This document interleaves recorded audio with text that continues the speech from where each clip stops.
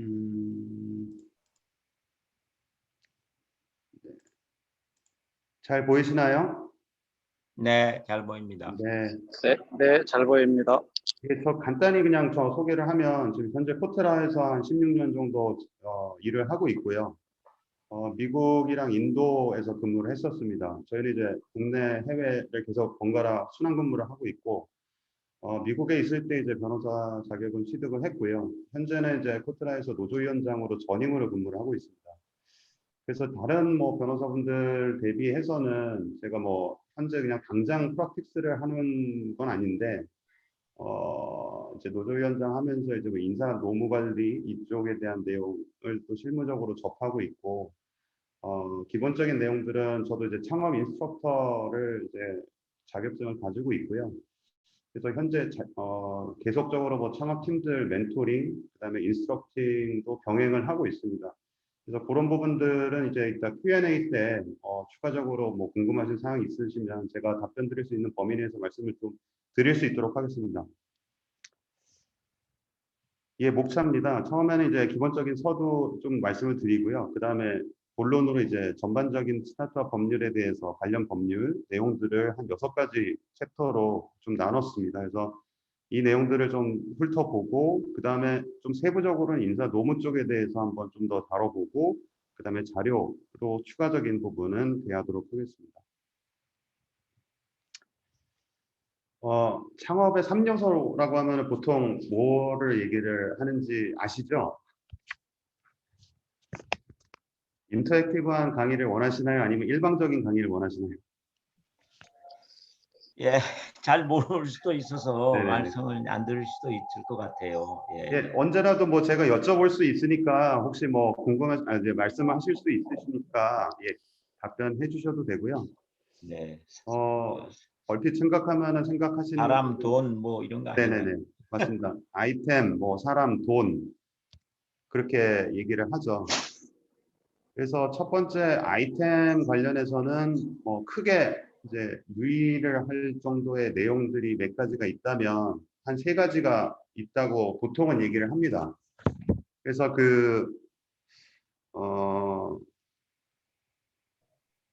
아이템에 대해서 법적인 검토가 필요한 경우가 몇 가지가 있을까요? 여기서 말하는 3가지인데,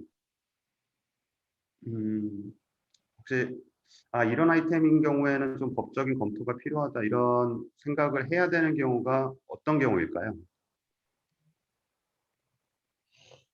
그 남의 지식 재산권을 이거 제가 이야기하면 되나 모르겠네. 말하는 사람이 없어가지고 네네네. 여러분들 그 좀 마이크 좀 켜시고 혼자 계시면은 마이크 켜시고 그 인터랙티브한 강의를 원하시는 것 같아요. 우리 변호사님께서. 그래가지고 뭐 좀 이렇게 좋습니다. 거들어 주시고 하면 좋을 것 같아요. 예, 네, 좋습니다. 아무나 네. 예, 이제 뭐 내 아이템이 남들이 쓰고 있는 건데 나는 조금 다르게 하려고 하는데 그게 저촉이 될지도 모르고 할 때 변호사 찾아가야 되지 않나요? 네, 맞습니다. 크게 얘기하면 아예 우리나라에 없는 사업을 할 때가 하나가 있겠고요. 기존에 있는데 뭔가 좀 알파 변형을 할 때가 있을 거고요. 그리고 3번째는 이해관계자가 있는 경우, 예를 들면 협회라든지 기존 어떤 시장의 플레이어가 있는 경우에 같은 경우에도 혹시 이해관계가 충돌되거나 그 사람들이 이제 보이콧을 할 수 있는 그런 경우가 이제 생각할 수 있겠죠. 그러니까 첫 번째 아예 시장에 없는 경우에는 뭐 우리나라에서는 거의 대부분 말씀하시는 게 한 50% 이상은 어렵다. 규제 같은 거로 인해서 어렵다라는 얘기를 많이 하고요. 뭐 타다가 대표적인 그 실제 그런 경우가 되겠죠. 그다음에 2번째로 이제 뭔가 변형을 했을 때인데 변형을 했는데 이거는 왜 없지라고 했는데 그 얘기는 반대로 뒤집어 보면은 이미 다른 사람들이 해봤는데 안 됐어 없을 수 있거든요.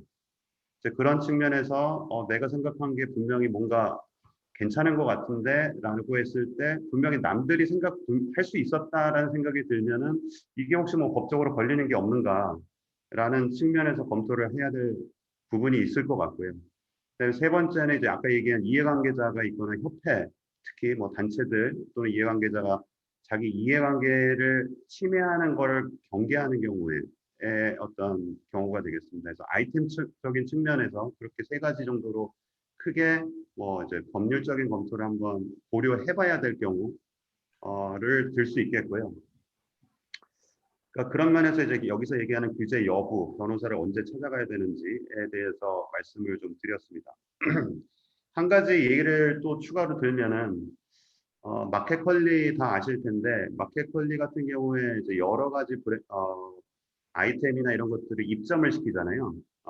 이제 뭐 빵이나 뭐 여러 가지 식품. 근데 이태원에 있던 어떤 업체 빵집 같은 경우에는 온라인으로 판매하는 거에 대한 허가를 받아야 되거든요. 식품위생법에 따라서.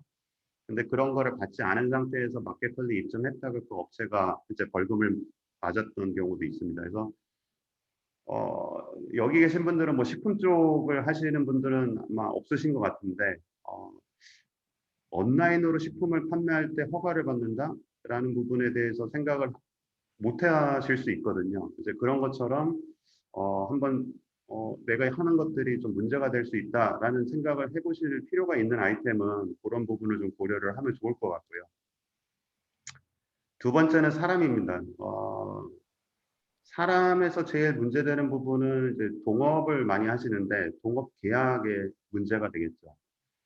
이제 동업은 뭐 잘 될 때 하는 게 동업인데 문제가 없이 다 진행이 되면은 뭐 변호사가 필요가 없고 계약서가 필요가 없겠죠. 근데 변호사가 필요한 부분은 분쟁이 발생할 때, 또 계약서가 왜 필요한지는 분쟁이 발생할 때 이거든요. 아시겠지만. 그래서 그런 부분에 있어서 동업계약을 할 때는 분명히 이제 계약서를 당연히 체결을 해야 된다라는 부분이고요.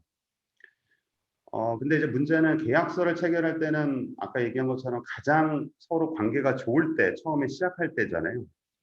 그렇기 때문에 그냥 대충 뭐 이런저런 그냥 간단하게만 체결을 많이 한다고 하는데 그런 경우가 실제 문제가 되는 경우에는 그런 거에 대한 규정이나 내용이 조항이 명시가 안 돼 있어서 나중에 그 계약서가 별 의미가 없게 되는 그런 상황이 실제 발생을 많이 합니다. 그래서 그런 부분에 대해서 충분히 고려를 하고 우리가 서로 뭔가 안 됐을 때에 대한 내용이 다 들어가야 된다. 그런 부분을 조금 생각을 할 필요가 있겠고요.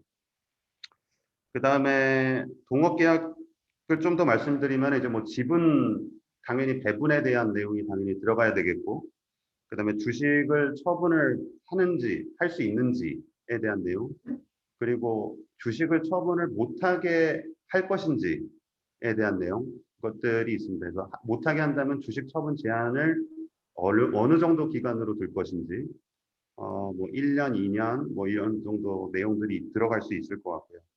그 외에도 뭐 이제 우선 매수권이라든지 여러 가지 뭐 규정들이 있습니다. 그건 좀 뒤에 더 얘기를 말씀을 드리고 기본적으로는 이제 동업하시는 분들이 각자의 어떤 책임을 좀 명확히 계약서에 명시를 하는 게 필요합니다. 그래서 이익이 났을 때 배분을 어떻게 할지, 손실이 났을 때에 대한 어떤 책임은 어떤 식으로 나눌지, 그리고 예를 들면 뭐 대출이 있다면은 대출을 어떤 식으로 갚을지에 대한 내용들 그런 것들이 다 동업계약서에 명시가 분명히 돼야겠죠.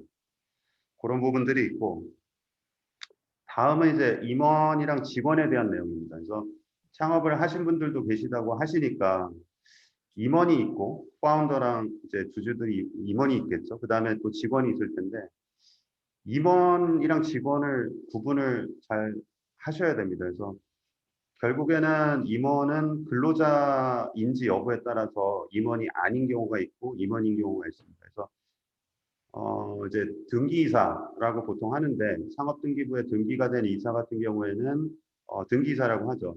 그럼 등기이사는 100% 임원일까요?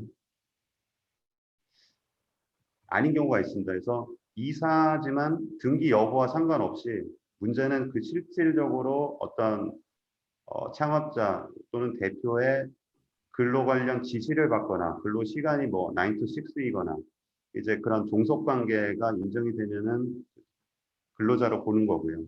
등기 이사라고 하더라도 예, 실제 판례에도 그렇게 나와 있고 보수 관련해서도 임원 분수 규정이 따로 있는지 여부 이제 그런 부분도 임원과 근로자를 나누는 기준이 되고 또 직원들 같은 경우에는 실질적으로 비밀 유지 계약서를 많이 쓰게 됩니다. 물론 임원도 쓰지만 그래서 그런 부분, 그다음에 경업 금지 규정, 그다음에 스톡옵션을 어떤 식으로 배분할 것인가에 대한 차이 이런 것들이 좀 있습니다. 임원은 이제 기본적으로 민법상으로는 우리나라 민법상으로는 위임 관계이기 때문에 그런 내용들이 좀 명시가 돼야 되고 상법도 적용이 되기 때문에 계약을 언제 해지할 수 있는지에 대한 내용, 해지 관련 내용들이 좀 들어가야 되고요. 따라서 위임 계약서를 체결을 하고 그런 것들이 필요합니다. 그래서 임원 보수는 주총 거리상이고요. 그리고 이제 직원들 같은 경우에는 기본적으로 근로기준법이 적용이 된다는 점이 큰 차이입니다. 그다음에 그 5가지 이걸 뭐 하기 전에 네, 다음 이제 세 번째는 이제 돈이죠. 제일 중요한 부분 중에 하나인데 투자를 받는다는 거의 의미는 결국 그 투자자가 경영에 간섭을 한다라는 의미로 받아들여야 되고요. 그러면은 어느 정도까지 간섭을 허용할 것인가에 대한 문제가 이슈가 발생을 합니다.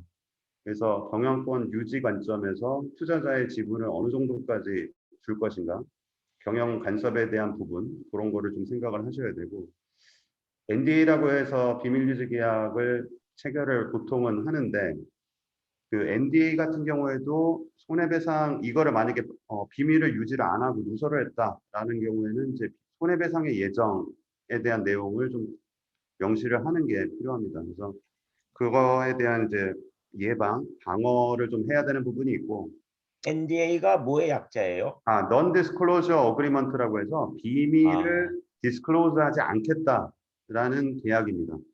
네. 네네. 그래서 예를 들면 투자자들은 당연히 그 투자하는 스타트업의 어떤 내용들을 다 알게 될 수밖에 없고 그러다 보면은 나의 아이템이나 특허나 기술이나 이런 것들이 이제 노출이 되잖아요. 근데 이제 그런 과정에서 나중에 투자로 연결이 돼가지고 투자자가 일종의 주주가 되면은 상관이 없지만 이게 만약에 잘 안 돼서 투자자가 내용만 다 알게 되고 투자를 안 하게 되면 그 내용을 나중에 어디에다 활용할 수 있잖아요. 그런 측면에서 NDA를 체결을 많이 합니다. 그런 게 있고 다음에 이제 피해야 할 조항 5가지라고 제가 썼는데 이거는 이제 스타트업 입장에서 어떤 좀 조심해야 될 부분 그런 거를 좀 말씀을 드리면 네. 첫 번째는 뒤에 얘기하겠지만 연대보증에 대한 내용이 들어갈 수 있는데 이거는 절대적으로 피해야 되는 어떤 내용이고요. 그 다음에 두 번째는 이제 위약벌이 있습니다. 이것도 뒤에 조금 이따 말씀을 드리겠지만 위약벌은 서로 이제 투자자와 창업자가 이러이러한 혹시 상황이 발생하거나 어떤 손해를 끼치거나 이런 경우에는 합의로 내가 얼마를 뭐 1,000만 원이든 예를 들면 1억이든 뭐 얼마를 일종의 제재 형식으로 돈을 갚겠다, 주겠다라는 게 위약벌입니다. 그래서 그런 거를 실제 많이 넣는데 그런 거를 위약벌 조항을 넣는 것 자체는 문제가 안 되더라도 그 사유를 최대한 엄격하게 좀 좁혀야 된다라는 측면에서 말씀을 드리는 거고요. 그다음에 세 번째는 손해배상 예정에 대한 부분인데 일반적으로 이러이러한 경우에는 손해를 산정하기 어렵기 때문에 얼마의 손해를 산정했다고 간주하고 돈을 이만큼 손해배상의 성격으로 주겠다 이렇게 하는 걸 손해배상 예정이라고 합니다. 그래서 그런 손해배상 예정 조항도 실제적으로 많이 들어가는데 그럴 때도 그 내용을 사유를 최대한 엄격하게 줄여서 모든 거를 포괄해가지고 손해배상 예정을 하면은 투자자 입장에서는 좋지만 스타트업 입장에서는 불리하잖아요. 그럴 때는 사유를 최대한 좀 하나씩 검토를 해서 줄여나가는 그런 부분이 좀 필요하고 그다음에 사전 동의 조항이라는 게 있습니다. 사전 동의 조항은 예를 들면은 스타트업 쪽에서 이제 창업자가 이러이러한 어떤 결의를 하거나 뭔가 의사결정을 하는데 그런 거에 대해서 투자를 받으면 투자자한테 이러이러한 거를 하겠다는 거를 동의를 받는 거를 사전 동의 조항이라고 합니다. 그래서 일반적으로 들어가는데 이 역시도 그 동의의 대상을 최대한 검토를 해서 줄이고 중요한 내용만으로 한정 짓는, 예를 들면은 실제 이제 케이스인데 어떤 경우에 동의를 하게끔 이제 계약서에 돼 있는데 그거를 동의를 투자자가 안 해주는 거예요. 그러면 어떤 뭐 신규 투자를 받는다든지 아니면 어떤 뭔가 경영상의 결정을 해야 되는데 그 결정을 하지 못하는 경우가 발생을 합니다. 그래서 스타트업 입장에서는 그런 사유들을 최대한 좀 줄이고 엄격하게 볼 수 있도록 해야 된다. 그렇게 하고요. 그다음에 마지막은 이유를 관련해 가지고 이제 어떤 잘못을 하거나 손해배상 예정이거나 이럴 때 돈을 줄 때 이율에 대한 부분이 들어가는데 나중에 이제 뭐 주식 관련해서 이제 매수 청구를 하거나 이제 주식을 팔거나 이럴 때도 이율 내용이 들어갈 때 그 이율을 최대한 좀 줄일 수 있도록 그러니까 투자자는 예를 들면 1억을 투자를 했는데 어떠한 사유가 있어서 그거를 주식 매수 청구권을 행사해서 주식을 팔아버리고 자기는 엑싯을 돈을 회수를 하려고 하는데 그럴 때 적용되는 이율이 예를 들면은 뭐 기본적으로는 7%, 8%, 6% 이런 거 이렇게 돼 있거든요. 근데 지체 이자까지 해서 뭐 연수 7%를 하는 경우도 있고 그러다 보면은 뭐 1억을 투자해서 나중에 고리대금업처럼 돈을 뭐 1억 2, 3천, 4, 5천씩 가져가는 그런 경우가 실제 발생을 합니다. 그래서 그런 부분을 방지하기 위해서라도 이율에 대한 부분을 좀 자세히 봐야 된다. 그 다섯 가지를 말씀을 좀 드리고요. 다음은 이제 창업 준비 절차입니다. 그래서 이 부분은 아마 그 전에도 조금 말씀을 아마 강의를 들으셨던 걸로 이해가 되는데 잠깐 좀 리뷰를 하면 강사님, 네. 강사님 아이템 규제 여부 관련해서 채팅창에 질문을 올렸습니다. 잠시만요. 제가 채팅을 좀 보겠습니다. 공유를 제가 중지를 해야지 보이는 것 같은데요. 잠시만요.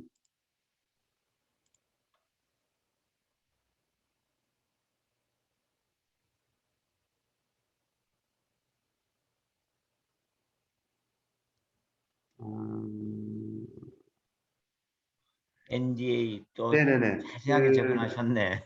네, non-disclosure agreement 맞고요. 그 다음에 두 가지 의견을 주셨어요. 한 분은 저한테 이제 이 창업에 대해서 좀 잘 모르시기 때문에 우선 일반 제가 강의를 좀 하고 나중에 필요하면 질문을 받는 형식으로 진행을 하면 좋겠다라는 의견을 한 분이 주셨고 또 한 분은 이제 변호사 관련해서 언제 찾아가야 될지에 대한 제 얘기 관련해서 이제 전문성이 되게 다양한데 어떻게 이제 판단을 해야 되나에 대한 부분 맞는 분을 찾아야겠네. 네, 또 다른 질문을 했는데 우선 제 생각에는 채팅으로 남겨주신 거니까 이따 볼 수 있잖아요.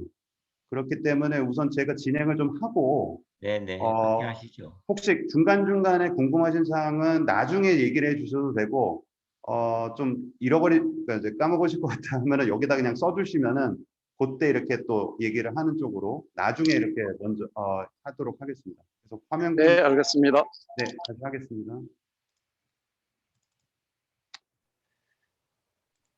네, 잘 보이시나요? 네, 네. 그래서 창업 준비 절차입니다. 그래서 첫 번째는 사업자 등록입니다. 그래서 아직 등록을 안 하신 분, 등록하신 분 아시겠지만 뭐 등록을 안 하셨다면 국세청 홈택스에 가시면 사업자 등록 절차가 상세하게 나와 있고요. 두 번째는 이제 창업 지원 정책입니다. 그래서 아까 말씀 주셨지만 여러 가지 사이트에 여러 가지 기관들이 있습니다. 근데 제일 잘 모아놓은 데가 K-스타트업이라는 데입니다. 그래서 www.k-startup.go.kr입니다. 그래서 정부에서 운영하는 사이트고요. 그러니까 창업 관련 지원 정책으로서 각종 유관기관들이 내놓고 있는 창업 지원 정책, 프로그램, 엑셀러레이팅, 하여튼 각종 어떤 그런 지원 프로그램들을 다 망라해서 공고를 합니다. 그래서 여기만 보셔도 아주 작은 기관들에서 내는 공고들은 좀 누락되는 경우가 있는데 대부분 웬만한 것들은 다 올라옵니다. 그래서 여기만 참고하셔도 어떤 이런 정부 지원 정책에 대해서는 특별히 이제 빠지는 거 없이 보실 수가 있습니다. 누가 이거 네. 잠깐만요.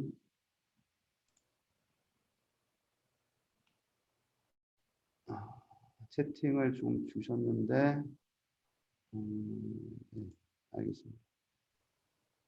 지금 누가 아마 이 연필 기능을 써가지고 하시는 것 같은데 우선 그대로 진행을 하겠습니다.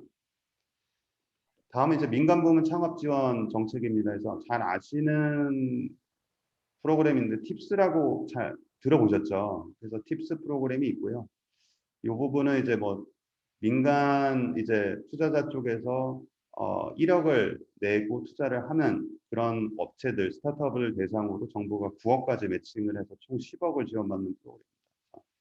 한 2013년부터 지금 8년 차에 접어들었고 한 1,200개사가 팁스 스타트업으로 선정이 된 지금 상태고요.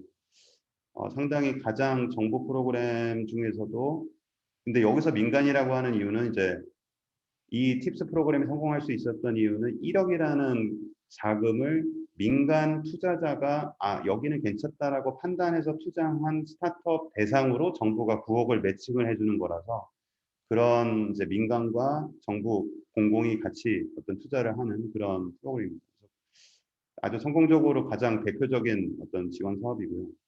그 외에 서울통상산업진흥원이라고 해서 SBA에서 운영하는 서울창업허브 그 외에 이제 뭐 민간 엑셀러레이터들이 많이 있습니다. 그래서 이런 쪽에서도 지원 어떤 프로그램들이 있기 때문에 예를 들면 엑셀러레이팅을 한다든지 그렇기 때문에 그런 거를 좀 참고를 하시면 좋을 것 같고요. 네, 화면이 누가 이렇게 계속 하시는데 다음으로 이제 주식회사 설립할 때 좀 유의사항 몇 가지를 말씀드리면 첫 번째는 이제 정관입니다. 정관은 이제 기본적인 어떤 내용들을 규정을 하는 거고 주식회사의 어떤 규칙이죠. 그리고 상환 전환 우선주에 대한 규정 같은 것들을 이제 규정하고 있고요. 그다음에 상호 부분입니다. 상호는 이제 상법상으로 정해져 있는데 이거는 등기가 필요하고요. 보통 궁금하신 사항은 이제 상호와 상표가 무슨 차이가 있느냐라고 하는데 상호는 그 해당 지역 위주로 보호가 되고 등기를 하는 경우에 상표는 전국 단위 우리나라 이제 대한민국 전체에서 보호가 된다는 어떤 지역적인 보호의 차이가 있고 그 외에도 이제 기간에 대한 내용들이 있습니다. 상호는 이제 미등기를 하면은 보호가 안 되고요. 그래서 그거에 대한 어떤 이제 차이가 발생을 합니다. 그 다음에 이제 이사회가 있고 자본금이 보통 10억 미만인 경우에는 이사를 한 명을 둘 수가 있습니다. 한 명까지 최소 둘 수 있고 그 다음에 아까 말씀드렸듯이 상업등기부에 등재가 되어야 어떤 이사, 상업상 등기 이사가 되고요. 2등기 이사에 대한 내용이 있는데 요거는 제가 그냥 넘어가도록 하겠습니다.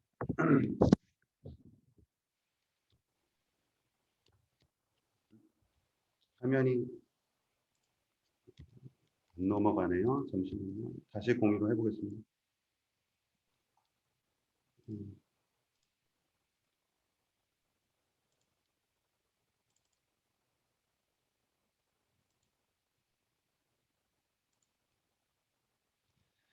네. 다음에 이제 조세감면 제도입니다. 그래서 이 네 가지에 해당이 될 경우에는 이런 맨 아래 조세감면 내용을 좀 받을 수가 있는데 여기 뭐 요거는 자료로 한번 보시면 될 것 같아요. 그래서 요 네 가지 수도권 과밀 지역을 벗어나서 창업을 하는 경우, 또 창업 후 3년 이내 벤처기업 확인을 받은 경우, 그다음에 이 법에 따라서 창업보육센터 사업자로 받은 경우 또는 이제 에너지 신기술 중소기업에 해당되는 경우에 업종 제한이 있긴 하지만 그 아래 조세 감면을 이 네 가지 내용을 받을 수 있습니다. 그래서 뭐 소득세 50% 5년 동안, 취득세 75%, 뭐 등록면허세 면제, 5년간 재산세 50% 이렇게 감면을 받을 수 있는데요. 이 내용은 해당되시는 또 스타트업이 있을 수 있고 아닐 수도 있기 때문에 한번 참고로 그냥 말씀을 좀 드리고 자세한 내용은 이제 실제 각 지방 중소벤처기업청 창업성장지원과에 문의를 하시면 또 자세한 내용을 안내받으실 수 있습니다. 다음에 이제 동업 유의사항입니다. 그래서 동업에 대한 내용은 아까 말씀드렸듯이 계약을 체결하는데 여러 가지 내용이 포함되어야 됩니다. 그래서 하나는 왜 어떤 동업의 목적이 무엇인지 그 내용, 그 다음에 사업체는 그런 명칭을 뭘로 할지, 동업자의 인적사항, 그 다음에 출자를 어떻게 할 것인지. 출자는 꼭 돈으로 해야 되는 건 아니고요. 현물이나 노무로도 출자가 가능합니다. 그래서 그런 거에 대한 내용들이 다 기재가 돼야 되고 금액으로 한다면은 얼마를 출자한다, 뭐 1억을 출자한다, 5천만 원을 출자한다 그런 내용들이 다 기재가 돼야 되고요. 아까 말씀드린 것처럼 사업을 통해서 이익이 발생했을 때 또는 손실이 났을 때 처리를 어떻게 할지, 이익은 어떻게 배분할지 이런 부분, 그다음에 동업의 기간을 정할 것인지, 정한다면 기간은 얼마인지에 대한 내용, 그다음에 동업이 종료가 만약에 된다면 어떤 경우를 생각할 수 있는지, 그다음에 그 종료했을 때 청산을 그럼 어떻게 할 것인지에 대한 내용, 그와 관련돼서 이제 만약에 동업자가 실제 뭐 돌아가시거나 질병으로 일을 못 하시거나 그럴 때 어떻게 청산을 할 건지, 방법은 청산을 그냥 하는 거를 갈지 아니면 누구한테 이걸 인수하게 하는 것도 가능하게 할지, 또는 동업자 중에 그런 질병으로 또는 사망해서 그런 경우에는 주식을 양도할 수 있게 할 것인지, 뭐 이런 내용들이 있습니다. 중요한 것 중에 하나는 이제 동업자 간 비밀 유지 의무를 기재를 하는 거고요. 비밀 유지 조항을 넣는 거고, 위반할 때는 그럼 어떻게 할 것인지에 대한 내용들을 구체적으로 명시를 하는 게 필요합니다. 여기서 혹시 동업하시는 분들 계시죠? 없으신가요? 있습니다. 네네네. 동업 계약서 혹시 작성하셨나요?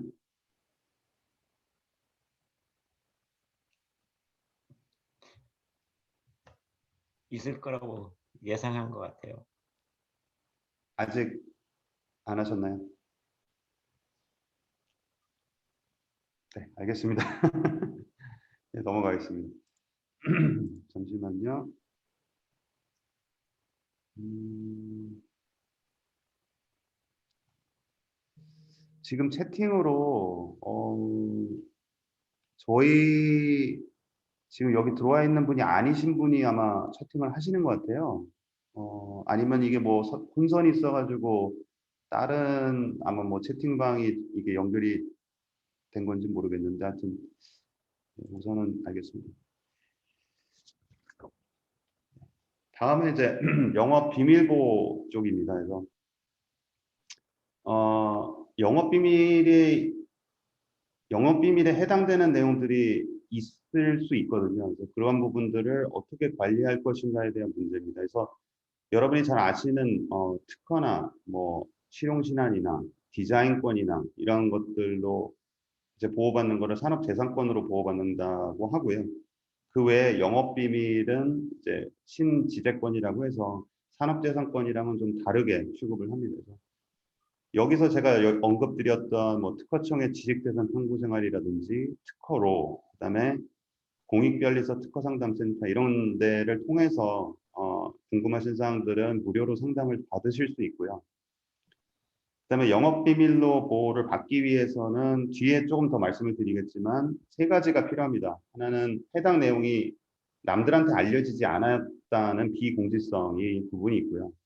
그다음에 두 번째는 어떤 경제적 가치가 있어야겠죠. 이게 아무런 의미가 없으면 안 될 거고, 제일 중요한 건 세 번째입니다. 그래서 비밀 유지 조건이라고 해서 이제 비밀을 실제 비밀로서 취급하고 관리하는 노력이 명시적으로 있어야 됩니다. 그래서 이 세 가지 중에 요 세 번째가 제일 중요한데, 이런 것들이 나중에 입증이 되어야 영업 비밀로 인정을 받을 수 있습니다. 하나의 이제 뭐 방법론으로는 특허청 산하에 이제 한국특허정보원이라고 있는데 여기에 영업비밀보호센터가 있습니다. 그래서 영업비밀은 해당 내용을 내가 어떤 유지를 비밀로서 할 수도 있지만 아예 영업비밀이라고 해서 원본 증명 제도라는 게 있습니다. 그래서 영업비밀을 일종의 공증을 받는 이제 그런 제도도 있기 때문에 이것도 한번 활용을 나중에 필요하시면 하면 되겠습니다.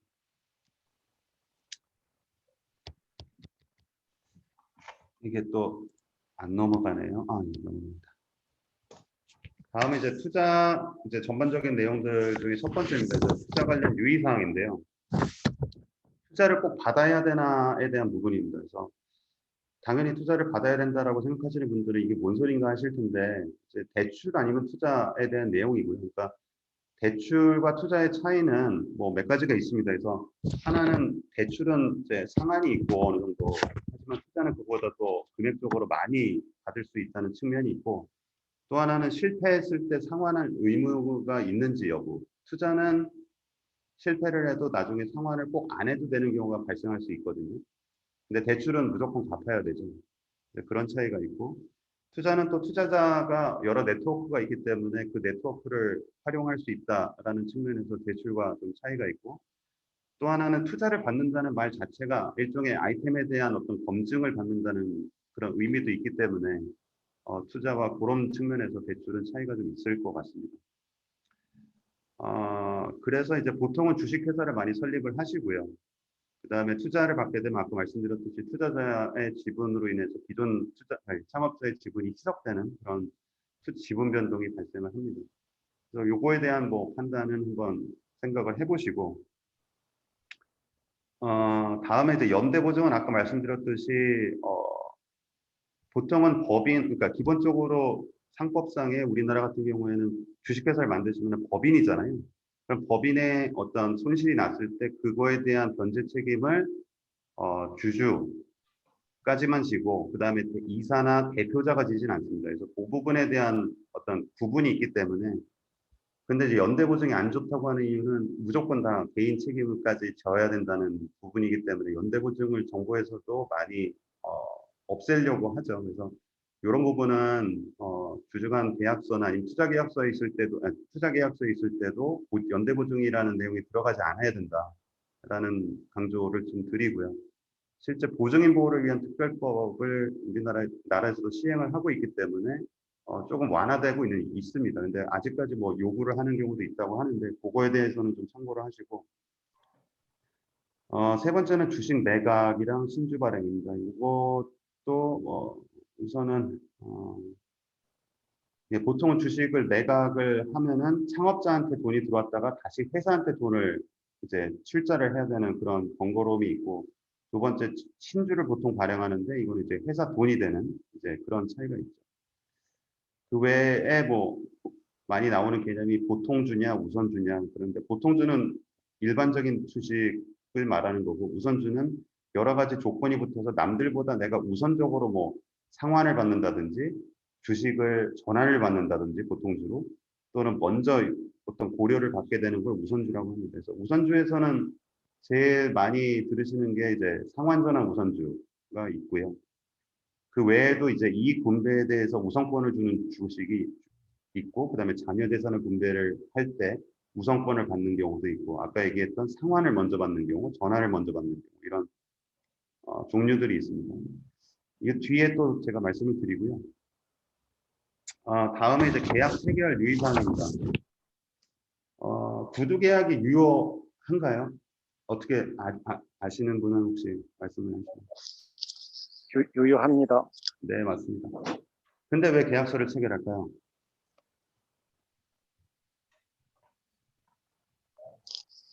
사라질 수도 있잖아요. 없어질 수도 있고. 네, 모른다고 잡아뗄 수도 있고. 맞습니다. 그러니까 모든 거가 명확하게 기재되고 서로 간의 합의 내용을 서면화하는 게 계약서 작업이잖아요.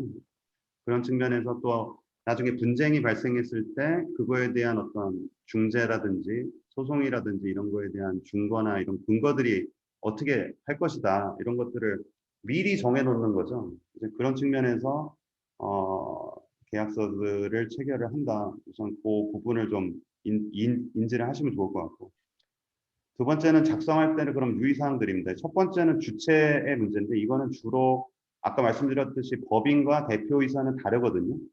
대표이사는 개인이고 법인은 법인인데, 예를 들면 계약서를 체결할 때 뭐 법인 대표이사 홍길동이라고 하는 거랑 그냥 A 법인의 누구라고 하는 거랑은 다르거든요. 그런 측면에서 이제 개인으로 사인을 하게 되면 그 개인이 책임을 지게 된다. 예, 그런 측면에서 보시면 되고, 그 다음에 두 번째는 권리와 의무의 내용을 당연히 명확하게 하는 게 필요합니다. 그래서 예를 들면 어떤 목적물에 대한 내용들을 하거나, 아니면 뭐 판매 계약을 하거나, 그러면 디스트리뷰션 계약을 하거나 이럴 때 해당 목적물이 뭘 말하는 건지 서로에 대한 내용 이해가 다를 수 있기 때문에 그걸 명확히 좀 기재를 해야 된다. 그다음에 인도의 방법이 문제가 되는 경우에는 어떤 식으로 어떻게 하겠다, 시기라든지 이런 것들. 또 여기서 말하는 모순되는 상황이라고 하는 거는 계약서의 내용이 복잡해질수록 앞에서는 뭔가 해주기로 했는데 뒤에서는 그거를 할 수 없게 만드는 조항들을 넣는 경우가 있습니다. 그래서 서로 앞뒤가 맞아야 된다라는 얘기고요. 분쟁 발생했을 때 뭐 소송으로 처리할 것인지, 중재로 갈 건지, 조정으로 갈 건지에 대한 내용. 이제 중재와 조정의 차이는 간단히 얘기하면 중재는 서로 합의해서 그 중재인을 정하고 중재인이 판결을 내리면 중재안을 무조건 받아들여야 되는 소송과 동일한 판결과 동일한 효력이 있는 반면에 조정은 조정을 한번 맡겨보는 겁니다. 그래서 조정을 안이 나왔는데 서로 이거를 받아들일 수 없다라고 하는 경우에는 판결이나 중재안처럼 강제적인 어떤 효력을 발생하지는 않는 그런 내용이고요. 그다음에 세 번째는 다음은 이제 위약벌, 위약금, 손해배상 예정액의 구분입니다. 그래서 위약금은 아까 위에서도 말씀을 드렸지만 보통 손해배상 예정으로 이제 간주가 됩니다. 그래서 뭐 어떤 거를 서로 위반했을 때 이거에 대해서 돈을 얼마를 위약금으로 준다라고 한다는 건 일종의 손해를 이 정도로 그냥 간주한다에 대한 내용이고요. 다만 위약벌은 손해배상 예정액이 아니고 이제 제재의 성격으로 어떤 사항을 의무를 위반했을 때 돈을 준다. 그런 측면이 있습니다. 그래서 그거에 대한 부분이 좀 필요할 것 같고요. 위약금인 경우에는 추가적인 손해배상 청구를 할 수는 없습니다. 근데 위약벌인 경우에는 추가적으로 위약벌 외에 손해가 있다는 것을 입증하면은 손해배상 청구를 추가적으로 할 수 있습니다. 다만 더 좋은 거는 추가적인 손해배상 청구가 가능하다는 것을 명시해야 된다. 그게 하는 게 좋다라는 거죠. 위약벌이 있더라도 만약에 추가적인 손해가 발생할 우려가 있다면 이제 그런 부분이 있고 만약에 어떤 계약서를 작성했는데 이 효력 발생 기간을 정하지가 않았다, 정함이 없다라고 하면은 별도로 합의를 추가적으로 또 해야 되는 부분이 있기 때문에 어떤 기간에 대한 내용들이 명확하게 명시가 되는 게 필요합니다. 근데 이 손해배상의 문제들이 골치가 아프기 때문에 활용할 수 있는 게 이행보증보험이라는 게 있습니다. 그래서 보증보험 회사를 통해서 어떤 문제가 있을 때 이제 미리 보증보험을 가입을 해놓으면 그 보증보험 회사에서 돈을 이행보증을 해주는 거죠. 근데 이제 그거에 따라서 만약에 과실이 있는 경우에는 돈을 구상을 받을 수 있는 그런 문제는 있습니다. 하지만 이제 뭔가 이렇게 정해놓을 수 있겠다라는 측면에서 이행보증보험도 실제 활용을 많이 하고 있습니다. 다음은 지식재산권 관련 계약의 유의사항인데요. 여기서 혹시 지재권 관련해서 실제 문제를 겪을 수 있는 가능성이 있는 이제 팀들이 있으신가요? 왜냐하면 제가 이 부분에 대한 설명이 뒤에도 나오는데 지재권에 대해서 아예 뭐 관심이 없거나 필요가 없다고 생각하시면 이 부분은 제가 뛰어넘으려고. 관심이 있습니다. 네네, 알겠습니다. 그러니까 지재권이 문제가 되는 건 눈에 안 보이는 무형자산이기 때문이잖아요. 그러니까 지적재산권이랑 또 그것도 많이 하는데 현재는 지식재산권이라는 용어를 더 많이 씁니다. 그래서 줄여서 지재권이라고 많이 하고요. 제일 중요한 거는 이제 지재권 양수도 계약입니다. 양도 또는 양수. 서로 이제 지재권을 사고 파는 계약인데 이거는 지식재산권이라고 하면은 아까 얘기해 드렸던 크게 산업재산권이 있고 그 외에 이제 신산업재산권이라는 게 있고 그 다음에 영업비밀 같은 것들이 있습니다. 그래서 신산업재산권에 영업비밀이 들어가는데 산업재산권 안에는 아까 얘기했던 특허, 그 다음에 실용신안, 디자인, 이제 그런 것들이 포함이 됩니다. 저작권까지. 그 부분은 이제 서로 이런 부분들을 파는 계약들을 할 수 있고요. 그래서 중요한 거는 어떤 지재권을 양도하고 양수할 것이냐의 문제. 그러니까 특정에 대한 문제가 있고요. 그 다음에 지재권에 대한 진술과 보장이라는 게 있습니다. 이게 진술과 보장이라는 거는 무슨 말이냐면은 내가 가지고 있는 예를 들면 특허라고 하면 특허가 어떤 특별한 문제가 없다는 거를 상대방한테 보장해 주는 내용을 명시하는 거를 진술과 보장이라고 합니다. 어떤 소송에도 안 걸려 있고 남의 특허를 침해하고 있지도 않으며 이건 무효가 될 가능성도 없고 이런 것들을 다 보장해 주는 겁니다. 그래서 당신이 가지고 갈 특허가 아무런 문제가 없다는 거를 보장해 주는 게 진술과 보장이고 손해배상이나 어떤 그런 매도인의 의무 이런 것들을 실제 다 많이 담게 됩니다. 그래서 제3자 권리를 아까 얘기한 것처럼 이제 침해하고 있지 않다는 거를 보장해주는 조항이 진술과 보장이다. 그렇게 이해를 좀 하시면 될 것 같습니다. 다음은 MOU에 대한 내용인데요. MOU는 대부분 많이 아시죠? 근데 MOU가 이제 메모랜덤 오브 언더스탠딩이라고 해서 양해각서 서로 양해하고 있는 알고 있는 그런 내용들을 이제 서면화하는 게 양해각서입니다. 그래서 MOU라고 얘기하고요. MOU의 법적 구속력은 어떻게 정해질까요?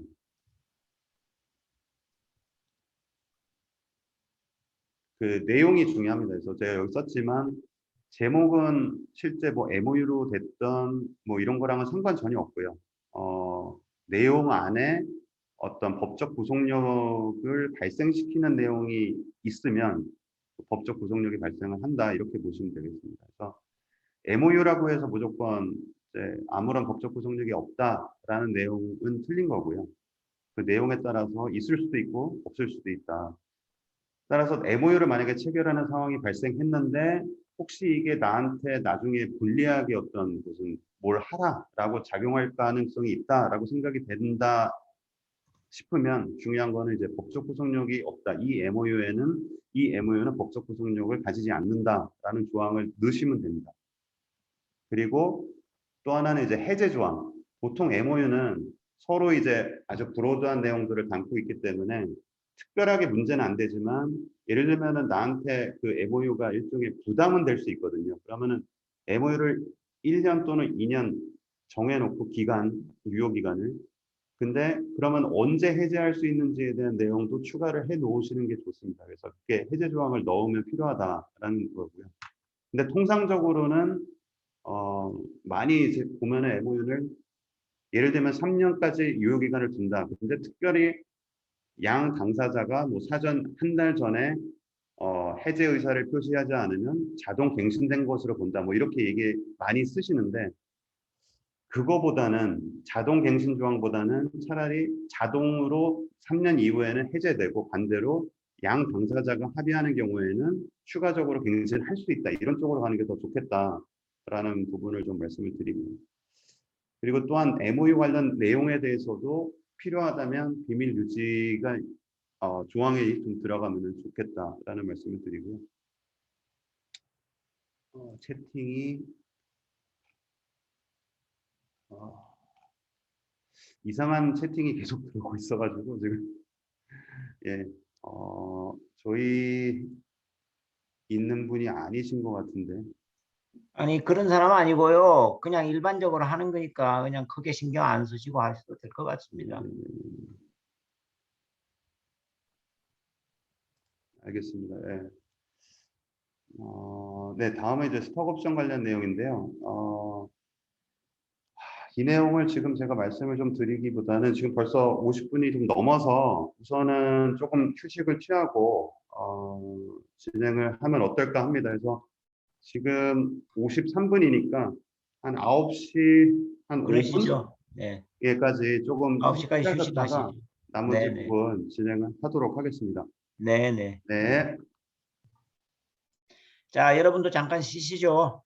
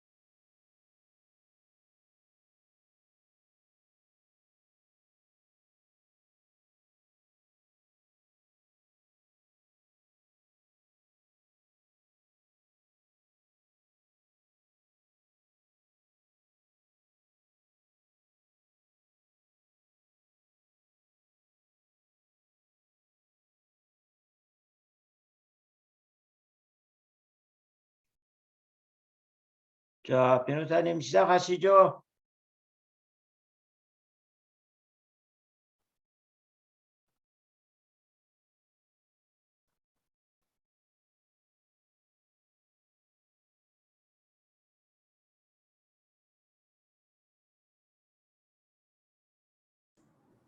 네, 그럼 화면 공유 다시 하고 시작하도록 하겠습니다. 네. 네. 네, 다음은 이제 스톡 옵션 이제 관련해서 유의사항 몇 가지를 좀 말씀을 드리고요.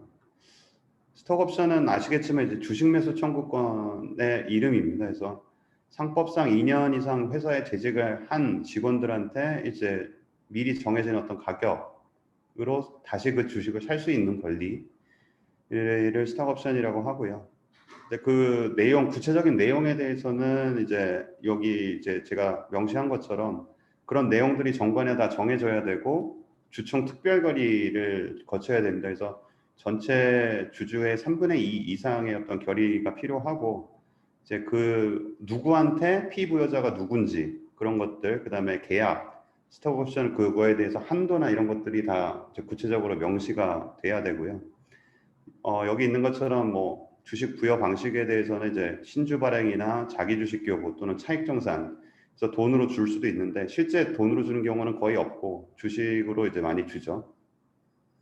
그 외에 뭐 베스팅 조항이라는 것도 있고요. 그다음에 여기 계신 분들은 대부분 비상장 회사 또는 이제 벤처 기업이기 때문에 부여 대상 측면에서는 비상장은 이제 임직원들 대상으로 스톡 옵션을 줄 수 있고 벤처기업은 그보다 넓습니다. 그래서 임직원 외에도 정관에서 정하는 그 피부여자로서 외부 전문가들, 예를 들면 어떤 이 회사에 전문적으로 조언을 하고 있는 뭐 변호사라든지 노무사라든지 회계사라든지 이런 분들이 추가적으로 들어갈 수 있고요. 또는 대학이나 전문 연구기관을 특정해서 스톡옵션을 줄 수 있는 대상으로 포함시킬 수 있습니다. 그런 부분이 있고, 그 다음에 그럼 스톡옵션을 무조건 줘야 되는가에 대해서는 취소 사유가 실제 이 4가지 정도, 5가지 정도가 있습니다. 그래서 뭐 실제 뭐 돌아가시거나 퇴직하시거나 뭐 어쩔 수 없는 사유들이 있고, 그다음에 또는 고의 중대한 과실로 회사에 손해를 입힌 경우, 또는 회사가 파산하거나 해산한 경우, 뭐 또는 이사가 자기 거래를 하거나 부당하게 뭐 그래서 충실 의무를 위반한 경우, 또는 정당한 사유로 해고된 직원한테는 이제 취소가 되는 이제 그런 사유들이 있고요. 다음에 이제 투자 계약을 체결할 때 투자자들이랑 투자를 받게 되는 경우에 이제 계약을 체결하죠. 그게 투자 계약인데 투자 계약 체결할 때 중요한 거는 이제 아무래도 투자자의 이해 관계와 실제 투자를 받는 스타트업이 이해가 똑같을 수가 없죠. 그래서 그런 측면에서 이제 계약을 제대로 체결해야 된다의 어떤 내용이 되고, 투자 계약은 기본적으로 이제 주식을 그럼 어떤 조건으로 투자를 받으면서 양도할 것인가에 대한 내용을 정하게 됩니다. 그래서 신주인수 계약 체결을 많이 하는데 이제 그거에 대한 유의사항들은 여기 보시는 것처럼 투자금을 그럼 어떤 경우에 회수할 수 있도록 할 것인가에 대해서 상환 전환 우선주를 줄 것인가, 그 어떤 조건에서 줄 것인가에 대한 내용, 또 그럼 전환권을 줄 것인가. 전환권이라는 거는 투자자한테 어떤 그 우선주를 줬는데 그 우선주를 특정한 조건이 만족됐을 때 다시 다른 보통주로 바꿀 수 있는 권리를 전환권이라고 하고요. 또는 투자를 많이 받으면 받을수록 기존에 있던 투자자가 가지고 있었던 지분이 축소가 되는 이제 상황이 발생하는데 그걸 희석이 된다고 합니다. 그래서 희석을 그럼 기존의 투자자들은 싫어하겠죠. 자기 지분의 비율이 떨어지는 거니까. 그러니까 그거를 방지할 수 있는 조항도 들어갈 수 있습니다. 그래서 그거는 어떤 식의 어떤 내용으로 가져갈지 그거에 대한 내용이 있고, 투자의 선행 조건이라고 하면은 투자자가 어떤 투자를 할 때 이러이러한 조건을 만족해야 난 투자를 하겠다라는 내용이 투자 선행 조건이라고 보시면 되고, 진술과 보장은 아까 말씀드린 것처럼 지금 우리 창업 기업이 어떤 이 내용들을 가지고 아이템이나 이런 내용들, 기술이나 이런 것들이 있는데 이런 것들이 남의 제3자의 권리나 특허나 이런 걸 침해하고 있지 않다. 소송당한 것도 없다. 그럴 우려가 없다. 이제 안전하다. 투자에도 안전하다. 이런 것들을 보장해 주는 조항입니다. 그래서 여기서 중요한 거는 아까 말씀드렸듯이 그 보장하는 내용들이 너무 넓게 되면 나중에 투자자가 이걸 빌미로 해서 예를 들면 상환 우선주 또는 이제 전환 우선주를 가지고 있는데 돈을 투자한 만큼 팔고 나갈 수 있게끔 하는 얘기가 되거든요. 그러니까 그런 걸 너무 크게 해놓으면은 창업자 입장에서는 불리하죠. 이제 그런 측면에서 보셔야 되고, 여기서 나오는 개념이 이제 샌드베깅이라고 합니다. 그래서 샌드베깅은 진술과 보장에 있어서 예를 들면 그거예요. 그러니까 이게 왜 샌드백이냐면, 여러분 이제 뭐 권투에서 샌드백 얘기하잖아요. 그러니까 샌드백은 모래로 된 주머니인데, 모래로, 그러니까 그 어원이 미국에서 이제 조폭이 샌드백 안에 어떤 흉기를 숨겨가지고 상대방을 이제 치사케 하거나 이런 경우에 샌드백 안에 어떤 뭔가 위험한 거를 숨겼다라는 측면에서 이제 그런 얘기가 나왔습니다. 그래서 이거는 샌드백잉이라는 거는 이제 투자자가 예를 들면 창업 기업이 어떤 위험이 있다는 걸 알아요. 아는데 진술과 보장에는 위험이 없다는 거를 보장을 했잖아요. 그렇죠? 근데 실제 어떤 위험이 있어요. 근데 그거를 창업자가 별 생각 없이 그냥 넣어 놓은 거예요. 그러면 나중에 투자자가 저 기술은 누구의 기술을 침해하고 있다는 걸 예를 들면 알았었는데 그거를 모른 척하고 이 진술보장 조항을 얻어낸 다음에 나중에 너 그때 이런 문제가 있었는데 여기에 위반되잖아. 이런 문제가 있었는데 이거 진술보장에 넣어놨잖아. 그러니까 나중에 내가 권리를 행사하겠어 라고 하는 게 샌드베깅이에요. 그러니까 투자자가 알고 있었음에도, 어떤 문제가 있었으면 알고 있었음에도 그거를 나중에 문제 삼아 가지고 자기 돈을 회수하는 거를 샌드베깅이라고 합니다. 그래서 반대로 엔티 샌드베깅을 조항을 넣을 수도 있어요.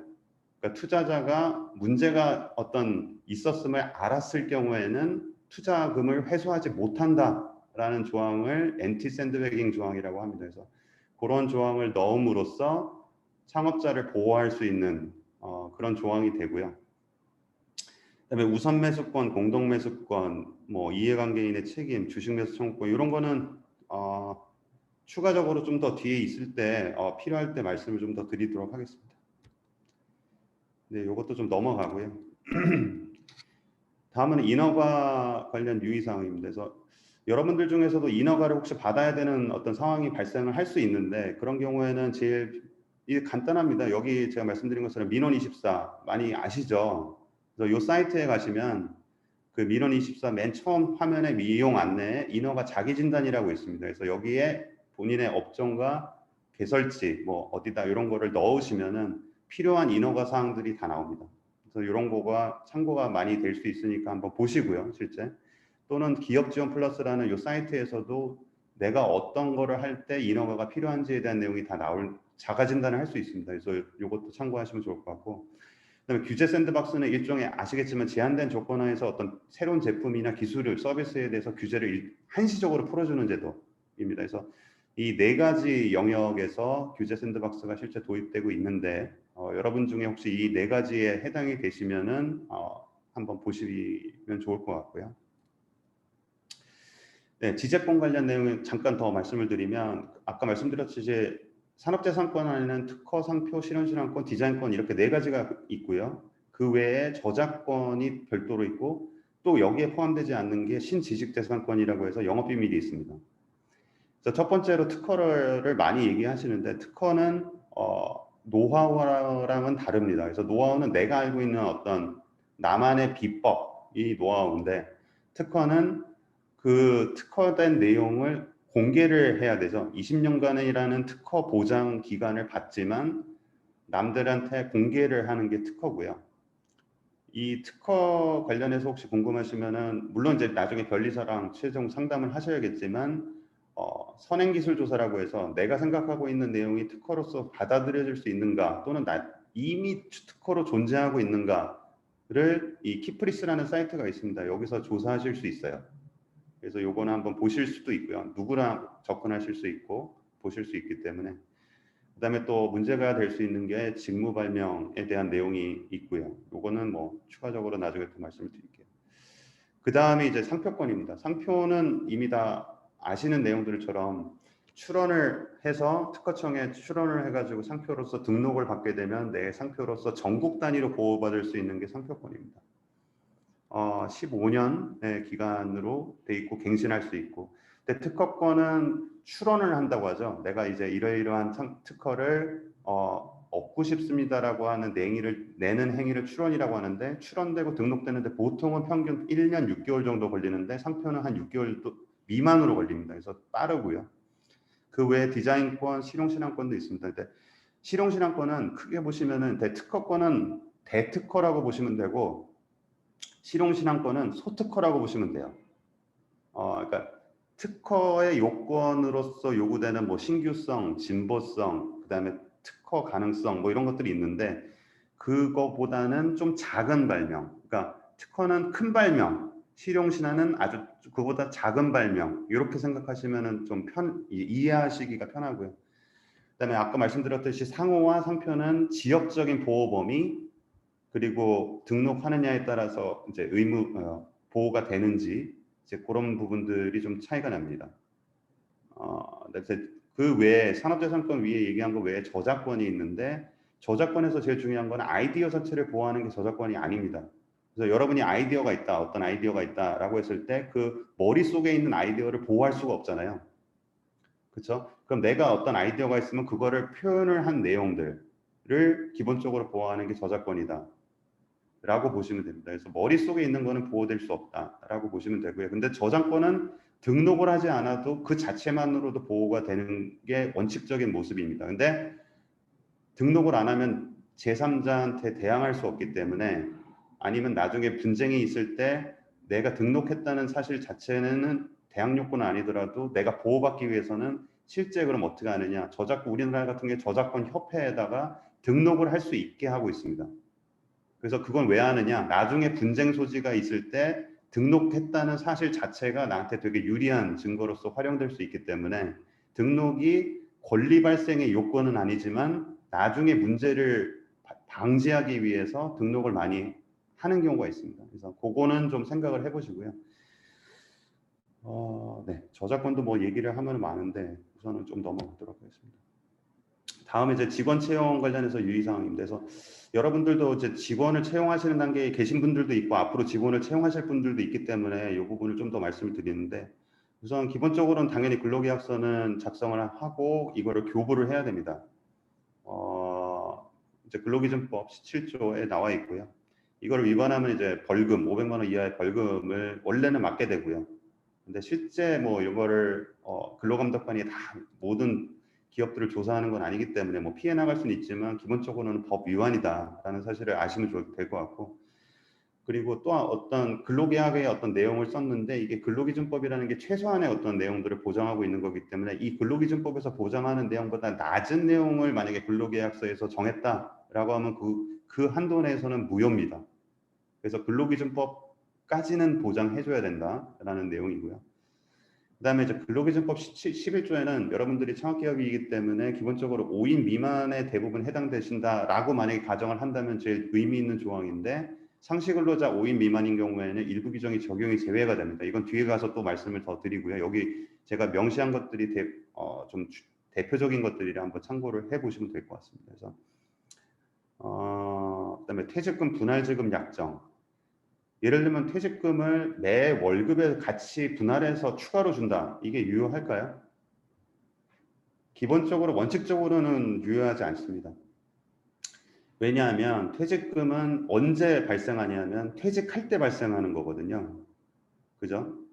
재직 시일 때는 퇴직금 자체가 발생하지 않습니다. 퇴직금 채권이거든요. 그러니까 퇴직한 다음에 발생하는 권리인데, 그거를 아직 퇴직하지 않은 사람이 재직할 때 퇴직금을 분할해 가지고 월급에 같이 준다? 그런 거는 이제 원칙적으로 무효가 되는 이유고요.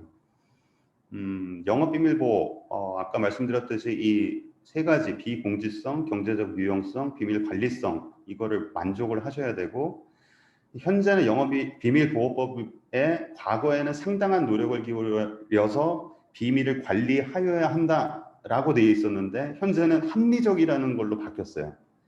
그러니까 옛날보다는 비밀 관리의 어떤 수준이 조금 완화됐다. 기업 측면에서는 좋은 어떤 측면이죠. 그럼 영업 비밀이 있는 기업 같은 경우에는 어떤 노력을 해야 되냐, 구체적으로 봤을 때는 이제 비밀 유지 서약서는 기본적으로 다 진구를 해야 되고요.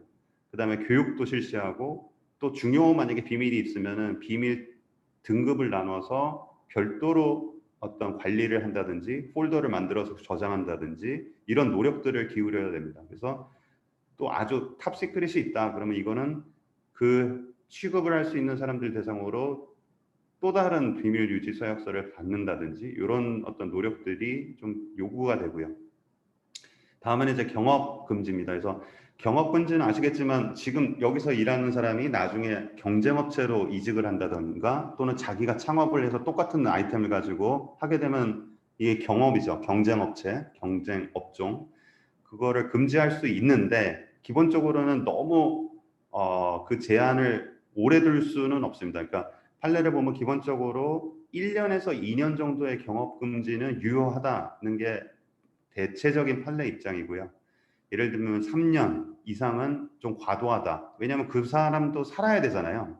나가서 유사한 일을 할 수 있어야 되는데 다만 바로 나가가지고 하게 되면은 그건 좀 서로 안 맞으니까 그분도 직업의 자유가 있으니까 그 적절한 선을 좀 지켜야 된다. 그게 판례 입장에서는 1년에서 2년 정도는 유효하다라고 보는 이제 추세고요.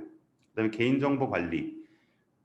개인정보법이 우리나라가 좀 잘 돼 있는 편인데 이 부분도 좀 신경을 써야 됩니다. 그래서 개인정보라고 하면 개인정보보호법 제2조에서 뭐라고 하냐면 개인을 식별할 수 있는 정보를 개인정보라고 하거든요. 그러니까 예를 들면 성명, 그다음에 전화번호, 주민번호 뭐 이런 것들이 있는데 그 외에 이메일 주소 또는 내 아이디나 패스워드 이런 것들도 개인정보라고 봅니다.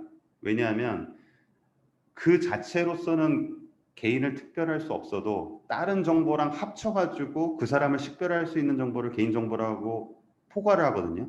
그런 면에서 이메일 주소라든지 아이디 패스워드 같은 거는 다른 예를 들면 어떤 성명이나 주민번호랑 합쳐졌을 때 누군지 알 수 있잖아요. 이제 그런 측면에서 개인정보라고 본다는 거.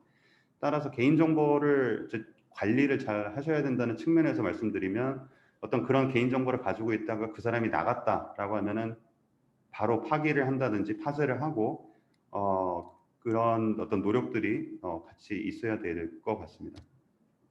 그다음에 성희롱 예방 교육도 실제 많이 이제 얘기가 되는데 1인 이상인 기업 같은 경우에는 원칙적으로는 교육을 해야 됩니다. 근데 규모를 이제 고려를 해서 영세사업장 같은 경우에는 뭐 사이버 교육으로도 가능은 하고요. 직장 내 뭐 성희롱 개념 이런 것들도 한번 나중에 보시면 될 것 같고 필수 포함 내용 이런 것들도 있습니다. 이제 산업재해 관련해서는 기본적인 뭐 최소한의 내용들은 좀 제가 담았으니까 요거 한번 보시고요. 다음 파트입니다. 그래서 인사 노무 쪽으로 조금 더 한번 좀 들어가 보도록 하겠습니다. 기본적으로는 이제 근로기준법이나 이런 것들을 많이 아시는데 이게 크게 보면은 인사 노무 쪽은 개별적인 노사관계를 다루는 법령들이 있고요. 그다음에 집단적 노사관계를 다루는 것이 있고 그다음에 기타가 있습니다. 그래서 저희들이 얘기하는 대부분의 내용 법령들은 이제 개별적 노사관계에 해당되는 그런 법령들입니다. 그래서 제일 얘기가 많이 되는 근로기준법, 군기법이라든지 남녀고용평등법, 그래서 남녀고평법이라고 많이 하는데 이제 이런 거, 그다음에 퇴직금 관련해서는 근로자 퇴직급여 보장법 이런 정도가 많이 들어보시는 이제 법들이실 겁니다. 그리고 이제 5인 미만인 경우가 아마 대부분이실 텐데 5인 미만인 경우에는 5인 이상한테 해당되는 것들 중에 상당 부분이 적용이 안 됩니다. 그래서 근로기준법 상에서도 이제 해고에 대한 예고, 뭐 임금지급 원칙, 휴게 이런 것들은 적용이 되는데 예를 들면 해고 제한에 대한 규정, 그러니까 해고가 상대적으로 자유로워요. 5인 미만은 그런 거가 좀 있고 그다음에 가산 이제 연차 유급 휴가라든지 가산 연장 근로, 야간 근로, 휴일 근로에 대해서 가산을 좀 1.5를 해가지고 주셔야 되는데 그거에 대해서 이제 예외가 적용이 됩니다. 그러니까 생리휴가도 꼭 이제 원래는 5인 이상은 적용이 되는데 그것도 5인 미만한테는 적용이 안 되고요. 그래서 그런 면에서는 뭐 근로자 입장에서는 조금 불리할 수도 있지만 전반적으로는 영세 사업장의 어떤 경영의 어떤 이유로 해서 이런 것들이 조금 예외가 많이 적용이 됩니다. 그래서 이 내용들을 한번 참고를 해보시면 좋을 것 같고요. 그 외에도 이제 상시 근로자 수 기준에 따라서 이제 적용되는 법률들이 좀 다릅니다. 그래서 뭐 20인이 넘어가면은 이제 국가유공자 우선 고용 의무도 있고요. 30인이 넘어가면 노사협의회를 설치해야 되고 뭐 이런 것들이 있습니다. 한번 보시면 될 것 같고 여기서 말하는 상시 근로자의 의미가 있는데 예를 들면 가족이 경영을 하는 기업이다라고 했을 때 그 가족은 상시 근로자에 포함이 될까요? 친인척, 가족, 5인 상시 여기서 말하는 건 상시 근로자거든요. 그러니까 아까 위에서 5인이라고 할 때 그 상시 근로자의 5인이거든요. 그러니까 상시 근로자도 이제 근로기준법상에 그 이제 내용이 있습니다. 이제 어디까지 상시 근로자를 보겠다. 근데 기본적으로 가족이나 이런 부분들은 다 제외가 되고요. 또 연 365일 중에 근무일수의 반 이상을 근무를 해야 된다. 뭐 그런 내용들도 있고. 그리고 근로자가 아닌 사람, 예를 들면 임원 분들은 근로자가 아니니까 제외가 되겠죠. 이제 그런 거를 참고를 하시면 되고요. 그 다음에 수습에 대한 내용인데요. 수습은 이제 법적으로는 시용이라고도 많이 얘기하는데 이제 서로 호환해서 많이 씁니다. 그래서 수습은 법상으로는 예를 들면 보통 3개월을 많이 쓰는데 3개월을 써야 된다, 뭐 1개월을 써야 된다 이런 기간 제한은 특별히 명시된 건 없습니다. 근데 보통 많이 3개월로 쓰죠. 근데 수습 기간에 만약에 해고를 한다 또는 기간 끝났는데 이제 채용을 안 한다라고 하면은 어떤 합리적인 어떤 사유가 좀 있어야 된다. 이 부분을 좀 눈여겨 보실 필요가 있고요. 네, 수습 기간 중에도 최저임금의 90% 이상은 지급을 해야 된다. 이것도 이제 보셔야 됩니다. 그다음에 근로시간, 근로기준법상에는 1일 8시간, 그다음에 1주 40시간이라고 이제 규정이 돼 있고요. 휴게 시간도 4시간에 30분 해서 보통은 9 to 6 기업 같은 경우에는 점심에 1시간을 주는 걸로 휴게 시간을 가름을 합니다. 그다음에 연장근로 같은 경우에는 당사자 간 합의로 이제 일주에 12시간까지 줄 수 있거든요. 그러니까 여러분 많이 뉴스에서 보시는 것처럼 지금 52시간이라는 게 1주 40시간 플러스 연장근로 최대 12시간 해가지고 52시간까지 할 수 있는 거거든요. 그래서 52시간을 넘어가면은 형사처벌 대상이 됩니다. 예. 그다음에 휴일 같은 경우에는 일주는 기존에는 월화수목금에서 5일을 일주로 봤어요, 법을. 그래서 40시간 플러스 연장근로 12시간 플러스까지를 월화수목금에 할 수 있고 그 다음에 토일에 또 8시간에서 16시간을 근무를 해서 68시간까지 기존에는 할 수 있었다라고 했는데 이게 해석이 바뀌면서 일주의 의미는 월요일부터 그 일요일까지다 라고 해서 주말이 포함되면서 그 안에 52시간에까지 할 수 있게끔 바뀐 겁니다. 그래서 그 부분이 좀 있고요. 근데 지금 7월이 지났기 때문에 5인에서 49명까지의 상시 근로자를 있는 사업자도 지금 휴일 근로 시간은 똑같이 적용됩니다. 그래서 토일까지 12시간까지만 52시간이 적용이 되는 거죠. 다음에는 이제 그 외에 뭐 실제 어떤 근로 시간을 좀 탄력적으로 이용해야 될 필요성에 따라서 도입된 제도들의 내용입니다. 그래서 유연근로제라든지 이런 것들이 있는데 그 안에서도 탄력적 시간 근로제. 이거는 이제 뭐 예를 들면 스키장이라든지 뭐 이런데 어떤 겨울철이나 여름철에 많이 일했다가 또 이제 비성수기가 있는 그런데 적용할 수 있는 내용들이고요. 여러분한테는 별로 이렇게 해당되지 않을 것 같아서 이거는 자료로 대하고 넘어가겠습니다. 네, 선택적 근로시간제. 이거는 근로자가 내가 원하는 시간에 출근해서 원하는 시간에 퇴근할 수 있는 그렇게 이제 할 수 있는 거거든요. 그래서 이거 완전 선택적 시간제가 그런 거고 부분 선택적 시간제는 예를 들면은 뭐 1시부터 3시까지는 꼭 있어야 된다라고 하면은 그거는 꼭 있어야 되고 그 외의 시간을 선택적으로 정할 수 있는 게 부분적 선택 시간제라고 보시면 되고요. 그 내용들을 뭐 이것도 이제 주로 자료로 보시면 될 것 같습니다. 그래서 그 외에 뭐 1개월 단위로 정산하는데 그 예외도 있고요. 3개월까지 연구 개발이라든지 신상품 개발일 때는 정산을 3개월 후로 미룰 수 있다. 그 다음에 선택적 근로시간제를 실제 계산을 어떻게 하는지에 대한 내용입니다. 그래서 요건 한번 예시니까 자료로 나중에 한번 보시면은 충분히 이해가 되실 것 같고요. 그 다음에 사업장방 간주 근로시간제, 이거는 이제 영업사원 같은 경우에 회사 외에서 일하는 시간이 많은데 그럼 어떻게 근로시간을 계산할 것인가 라고 해서 그냥 합의를 해가지고 간주를 하는 겁니다. 당신은 하루에 그냥 8시간 하는 걸로 근로한 걸로 보겠다라고 하는 게 간주 근로시간제입니다. 그렇다고 이제 간주 근로시간제에서 유의사항은 그 시간에 예를 들면은 뭐 지시를 하거나 별도로 관리를 하거나 막 계속 지시를 하는 그런 것들은 간주 근로시간제로 적용이 안 돼요. 그러니까 예를 들면 그 시간대에는 그 사람이 그냥 간주로 한 거, 근로로 한 걸로 보기 때문에 너무 이제 과도한 어떤 지시나 이런 것들이 있는 경우에는 간주 근로시간제를 선택하는 거는 좀 적합하지 않은 그런 부분이 좀 있습니다. 그다음에 재량 근로시간제라고 또 있는데 이것도 재량으로 어떤 업무에 대해서 대표자가 이제 서면 합의로 정한 시간을 근로한 걸로 보는 겁니다. 그래서 이 대상 업무 이런 업무에 대해서 어떤 구체적인 지시가 있는 걸로 해서 이제 가산 수당도 당연히 지급해야 되고요. 그래서 재량으로 이렇게 할 수 있는 게 있고 그 외에 보상휴가라는 게 있습니다. 그래서 원래는 야간 휴일 이제 휴가 연장 근로 같은 경우에는 가산임금을 지급해야 되는데 그거 안 하고 그냥 휴가를 주는 겁니다. 그래서 보상휴가 제도라고 하고요. 여기서 말하는 근로자 대표라고 하면은 노조가 보통 없는 경우를 가정한다면 근로자들이 어떤 절차를 거쳐서 대표를 뽑은 경우에 그 사람을 근로자 대표라고 합니다. 그래서 근로자 대표랑 서면 합의를 해야 되는 상황이고요. 근데 만약 이거 중요한 거는 보상휴가를 줬는데 만약에 사용을 안 하면은 나중에는 퇴직할 때 그 해당하는 임금을 줘야 됩니다. 연차휴가랑 다른 게 연차휴가는 연차 사용 촉진을 할 수 있거든요. 그래서 그 사람의 연차가 15일에서 최대 25일까지 연차를 보통 받을 수 있는데 연차를 사용을 안 하면 상반기 6개월에 한 번, 뭐 10월 달에 한 번 해가지고 그 사람들한테 연차를 사용하라고 촉진을 하고 휴가 계획을 받습니다.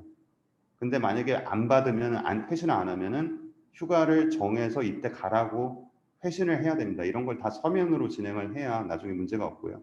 근데 보상휴가는 촉진의 대상이 안 되기 때문에 이거는 없앨 수가 없습니다. 그래서 이거는 나중에 만약에 보상휴가를 안 쓰고 퇴직하는 경우에는 보상휴가가 10일이 있다 그러면 그 10일에 대한 임금을 줘야 되는 그런 좀 문제가 있습니다. 포괄임금제, 요거는 이제 전반적으로 연봉이랑 기본급 모든 거를 다 포괄해가지고 예를 들면 연장근로나 휴일근로도 한 10일 보통 하더라. 그럼 그런 것들을 다 포괄해가지고 주는 거를 포괄임금제라고 하고요. 우리나라에서는 상당히 많은 기업들이 7, 80% 정도는 포괄임금제를 많이 도입을 하고 있습니다. 이거를 계산하기 어렵기 때문에. 근데 원래 원칙적인 모습으로는 포괄임금제는 아주 예외적인 경우에 좀 해당이 되거든요. 일반적으로 사무직은 근로시간을 정확히 측정할 수 없는 그런 대상이 아니기 때문에 포괄임금제를 사용할 수 없습니다. 그래서 요거는 좀 조심을 하셔야 되는 거고, 예, 요것도 한번 참고로 보시면 되고요. 그다음에 사직, 그다음에 권고사직이라는 게 있는데 권고사직은 회사 사정으로 하는 거라서 일반적인 자발적인 어떤 사직이랑은 좀 다르다라는 거를 보시면 되고요. 그러니까 권고사직으로 이제 근로관계가 끝나도 만약에 근로자의 귀책 사유나 이럴 때는 이제 구직급여 수급 자격이 부인됩니다. 그래서 그런 게 있고 이제 문제가 되는 거는 자발적인 사직이었는데 권고사직 처리를 하는 경우가 있습니다. 이제 그런 경우에는 실제 사업주가 민형사상 책임을 질 수 있기 때문에 요거는 좀 조심을 하셔야 되고요. 해고, 예고가 있습니다. 보통 3개월 미만 30일 전에는 예고를 해서 해고를 해야 됩니다. 그래서 그냥 당장 내일 나오지 마라라고 할 수는 없고요. 그렇게 되면 법 위반이 되고 나중에 이게 법정 소송으로 가게 되는 경우에는 지게 됩니다. 그래서 그거에 대해서는 좀 조심을 하셔야 되고 다만 예외는 있습니다. 뭐 3개월 미만이라든지 뭐 천재지변, 뭐 고의 재산상 손해 이럴 때는 예외를 줄 수 있지만 일반적으로는 해고를 하려면 30일 전에는 예고를 해야 됩니다. 그리고 30일분의 통상 지급을 만약에 예고를 안 하면 지급을 해야 된다. 요거는 참고를 하시고요. 해고는 기본적으로 우리나라 법제에서는 정당한 이유가 있어야 됩니다. 그래서 정당한 이유 없이 해고하면은 그거에 대해서 그동안 해고 기간에 대한 임금을 다 줘야 된다. 요거는 참고를 하셔야 되고요. 네, 이것도 판례를 한번 참고를 해보시면 될 것 같고, 그러니까 크게 해고는 세 가지가 있습니다. 징계해고가 있고, 정리해고가 있고, 통상해고가 있습니다. 그래서 이것도 한번 내용 쭉 보시면은 충분히 뭐 이해가 되실 내용들이라서 넘어가도록 하겠습니다. 아까 말씀드렸던 임원의 근로자성, 이거는 결국 사용종속 관계가 있느냐, 등기 이사라도 만약에 대표의 어떤 근로관계 지시를 다 받고 근로시간을 지켜야 되고 막 이랬다면은 이거는 근로자로 본다라는 점이고요. 그러니까 임원인 경우에는 해고나 이런 것도 상대적으로 자유로운데 근로자로 만약에 인정되는 경우에는 그런 부분에서 아까 얘기했던 제약들을 받는 거죠. 네. 아까 얘기했던 것처럼 경업금지 약정은 보통 1, 2년 내 범위 내에서는 유효하다라고 보시면 되고 제가 말씀드렸던 내용들은 요 내용들을 좀 많이 참고를 했습니다. 참고 자료로 그 앞에 있던 내용들은 지금 이 보여드리는 요 내용들 이에 제가 요약을 좀 해서 말씀드린 거고요. 지금 요 참고 자료 내용들은 그 여기에 그 스타트업 로 가이드라고 해서 스타트업 법률 가이드에 이제 부록된 어떤 PPT 내용들입니다. 그래서 이 내용들을 제가 그대로 가져왔으니까 앞에서 제가 너무 빨리 얘기했거나 이해가 안 가시는 부분들은 이 뒤에 충분히 좀 자세하게 설명이 돼 있기 때문에 이 내용을 추가로 참고를 하시면 좋을 것 같습니다. 네, 이렇게 쭉 한번 보시면 되고요. 이 내용이 많은데 네, 제가 앞에서 대부분은 얘기를 했습니다. 네. 쭉 보시면 되고 네. 우선은 이 정도로 제가 강의는 좀 마치고 Q&A를 좀 진행을 하도록 하겠습니다. 예, 궁금하신 사항들 제가 이게 아까 채팅으로 어떤 분이 계속 지금 아마 다른 채팅방이랑 이게 혼선이 되면서 그 다른 내용들이 들어와가지고 제가 아까 나갔다가 들어왔거든요. 그래서 지금 구도로 질문을 해주셔도 좋고 그게 좀 여의치 않다라고 하시면은 채팅으로 그냥 핵심적인 내용을 좀 질문을 해주셔도 좋을 것 같습니다. 다만 아까 써주신 내용들은 지금 제가 이미 나갔다 들어와가지고 그 내용이 삭제가 돼가지고 예, 필요하시면 다시 좀 질문을 해주시면 좋을 것 같습니다. 네, 그러면은 예, 이제부터 그 Q&A로 들어가도록 하겠습니다. 여러분 뭐 질문이 많으실 것 같은데 네. 우선 일단 우리 변호사님께서 그 강의하시는 자료는 좀 릴리즈 해주시면 좋겠습니다. 네네네. 저희들이 밴드가 있어서 거기다 올려놓고 네. 볼 수 있도록 하는 게 좋을 것 같아요. 자, 여러분 그 김성진 교수께서 일단 채팅창에 질문을 하나 했습니다. 겸업 금지에 대해서 좀 구체적으로 설명을 해달라는데 요거부터 한번 말씀을 해주시죠. 그러니까 네네. 경업 금지 같은 경우에는 일반적으로는 인정이 됩니다. 근데 이제 과도하게 그 해당 근로자의 직업 선택의 자유를 제한하는 경우에는 무효다라는 게 대법원 판례 입장이고요. 다만 이제 이게 사실관계를 다 따져서 케이스 바이 케이스로 이제 판단을 하는 부분이 있기 때문에 아까 말씀드린 것처럼 대체적인 판례의 경향은 1년에서 2년 정도까지의 경업 금지를 약정을 하는 것은 유효하다라는 게 이제 판례 입장입니다. 그러니까 경업 금지는 당연히 필요하고 그렇기 때문에 이제 근로계약서 체결할 때 경업 금지 조항을 보통은 다 삽입을 하죠. 네, 그런 면에서 우리 질문자가 질문한 거가 잘 이해를 못 하신 것 같아요. 왜냐하면은 우리 강사님은 경업이라고 그러죠. 경쟁업체에 근무하는 건데 네네. 겸업, 그러니까 일을 두 가지를 하는 거를 금지하는 거 그런 걸로 이해해서 겸업이라고 적었거든요. 그래서 경업. 제가 말씀드린 거는 이응입니다. 이응, 경업. 그렇죠. 예. 아니 일을 뭐 두 가지를 하든 세 가지를 하든 상관이 없고 이거는 관계 없는 거죠. 네네네. 경쟁업체 똑같은 데인데 경쟁업체 네네네. 가가지고 바로 가가지고 말이야. 네네네. 여기 있다가 그냥 가가지고 거기 하게 되면은 정말 기분이 안 좋죠. 그걸 움직이는 사람 입장에서는 안 네네. 그렇습니까? 예, 예. 그거는 도의적으로도 안 좋은 것 같아요. 그러니까 자, 제가 질문했던 것은요. 네. 네, 강의 잘 들었고요. 스타트업이 됐던 이제 이렇게 창업해서 5인 미만이 됐던 직원을 고용하잖아요. 네. 그래서 직원을 고용을 했어요. 고용을 했는데 그래서 이제 풀타임으로 같이 일을 하고 하는데 다른 겸업을 할 수가 있잖아요. 겸업도. 네네. 경쟁업체 가는 거 말고. 네. 예. 그것도 근로계약서 상에 겸업 금지 해당된 내용이 있나요? 겸업 금지는 일반적으로 공직자나 공무원한테 해당되는 내용들이 많고요. 그러니까 직무 관련성이 인정되는 경우에 한해서 공직자나 공무원들 같은 경우에는 경업금지 조항이 많이 들어가 있습니다. 공무원 같은 경우에도 공무원 복무 규정에 경업금지 자체가 내용이 들어가 있고요. 또한 겸업을 할 때 여러 가지 내용들이 있을 수 있는데 그중에 특히 직무 관련성 내용은 아예 금지라는 게 대부분의 추세라고 보시면 됩니다. 근데 지금 말씀하시는 거는 사기업, 특히 스타트업이잖아요. 그런 경우에는 겸업 금지에 대해서 어떤 일반적으로 이렇게 있는 거는 없는 것 같아요. 이거는 합의를 해서 예를 들면 특별히 필요하다라고 했을 때 관련된 업종이다라고 하면 아까 얘기했던 경업으로 가는 거고요. 관련되지 않은 내가 예를 들면 어떤 유튜브를 한다 개인적으로 그러면은 그건 겸업이지만 직무 관련성은 전혀 없는 거잖아요. 그럴 경우에 겸업을 금지할 필요가 대부분은 없죠. 다만 내가 일하는 거에 어떤 방해가 된다거나 문제를 일으키거나 이럴 때는 해당 그 겸업의 내용에 따라서 어, 서로 이제 합의를 통해서 겸업 금지를 넣을 수는 있겠죠.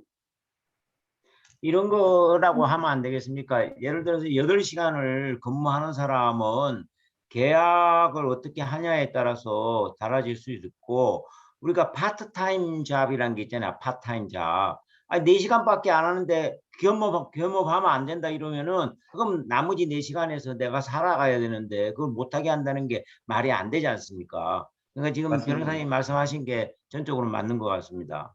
그러니까 그렇죠? 질문하신 분께서 상정하시는 내용이 어떤 건지에 따라서 이제 제가 드리는 답변이 달라질 것 같아요. 그러니까 경업 금지를 해야 된다고 생각하시는 건지 아니면 그런 구체적인 사정이나 어떤 케이스를 상정하시고 얘기하시는 건지 그러면 그거를 저한테 말씀해 주신다면은 제가 의견을 또 다르게 드릴 수 있겠죠. 근데 그냥 일반적인 겸업 금지를 스타트업에서 하느냐라고 한다면 일반적으로는 그거에 대한 제한을 하고 있지는 않다. 이 정도로 말씀을 드릴 수밖에 없을 것 같습니다.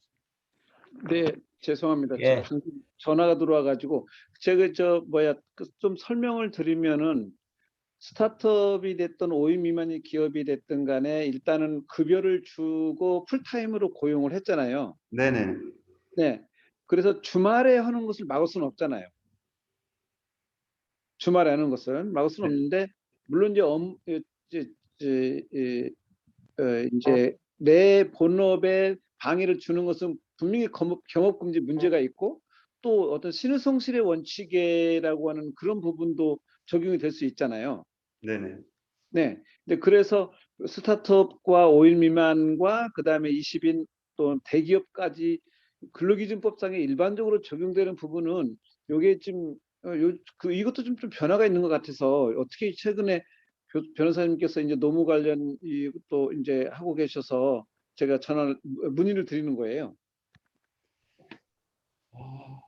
이게 법상으로 스타트업 관련해서 예를 들면 걸리는 이제 뭐 근로기준법이라든지 그런 일반적인 노무 관련 법령 중에 겸업을 일반적으로 금지하는 경우를 이렇게 보지는 않거든요. 이게 기본적으로 겸업이 금지된다고 보시는 건 아닌 것 같고요.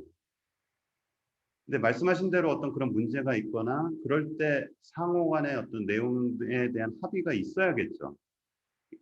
아니면 취업 규칙이나 이런 게 있다면 그거에 대해서 이거는 사측의 어떤 사규니까 취업 규칙으로 그 내용을 넣을 수는 있겠죠. 근데 모든 거를 금지를 한다고 하면은 그거는 나중에 문제가 됐을 때 무효가 될 확률이 높습니다.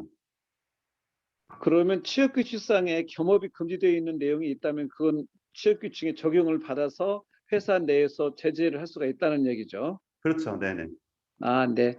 감사합니다. 네, 네네네. 저 혼자 너무 질문을 독차지하면 안 되니까 고맙습니다. 아니 예. 뭐 괜찮습니다.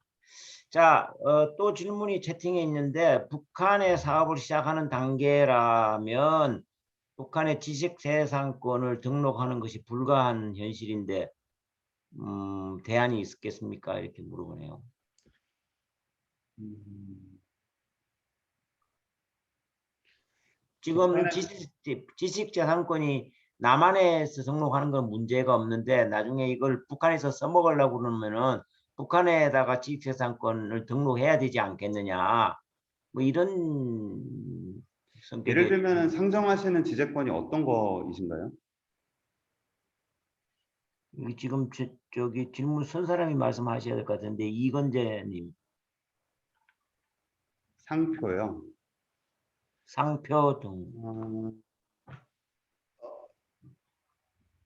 글쎄요, 이 부분은 저도 뭐 정확히 내용을 알고 있는 부분은 아니라서 제가 명확하게 말씀을 드릴 수는 없을 것 같고요. 이 부분은 제가 나중에 따로 다시 답변을 드리는 게 맞을 것 같습니다. 제가 또 지금 상태에서 말씀을 좀 드리기는 어려울 것 같아요. 요거는 우리 그 북한법을 잘 아시는 분한테 여쭤봐야 될 것 같습니다. 우리 남북물류 포럼에 북한법을 연구하시는 분이 계시니까 네네네. 제가 그분한테 이야기해서 이건재님 그 좀 그 밴드에다가 좀 올려놓으세요. 이 질문을. 그러면 제가 그 이야기해서 답을 좀 드리라고 그렇게 할 테니까요. 네, 저도 한번 알아보고 추후에 뭐 더 의견을 드릴 수 있도록 하겠습니다. 지적재산권이 국내에만 적용되나요? 국가 간의 국제적인 어떤 그런 상표 등록이나 특허 이런 것도 국제적인 그런 기준이 있나요? 아, 제가 아까 그 말씀을 못 드렸던 부분을 잘 얘기해 주셨는데, 지재권은 기본적으로 속지주의입니다. 한마디로 대한민국에서 등록하면 대한민국에서만 보호를 받을 수 있다라고 보시면 되고요. 미국에서 등록하면 미국에서만 보호를 받는 겁니다. 대한민국에 등록한 상표나 특허에 대해서 미국에서 만약에 누가 내 상표나 특허를 썼다, 침해했다 라고 했을 때 보호받을 수 없습니다. 그 얘기는 바꿔 말하면 특허나 상표나 디자인이나 이런 것들은 다 각각의 나라에서 등록을 해야 됩니다. 따로 하더라고요. 예, 예. 네. 아니 그러면 우리나라에 있는 상표나 그 재산권을 이용해서 외국에 가서 써도 그 그 아무 항변권이 없네요. 네. 그렇죠. 그 나라에 등록돼 있지 않으면은 보호받을 수 없습니다. 예를 들면은 지금 가장 많이 들리시는 얘기가 중국에서 상표권 브로커가 많잖아요.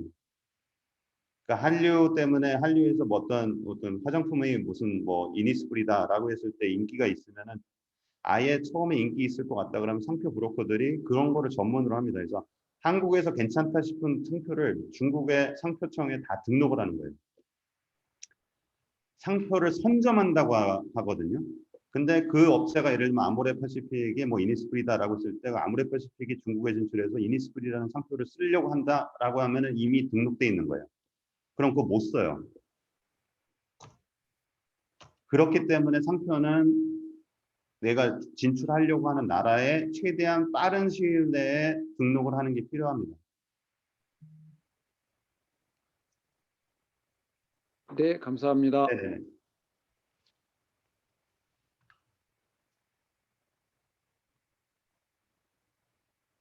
자, 또 질문 있으신가요?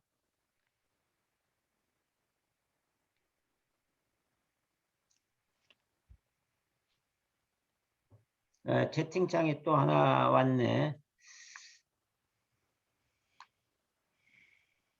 똑같은 분이신데 이건재님.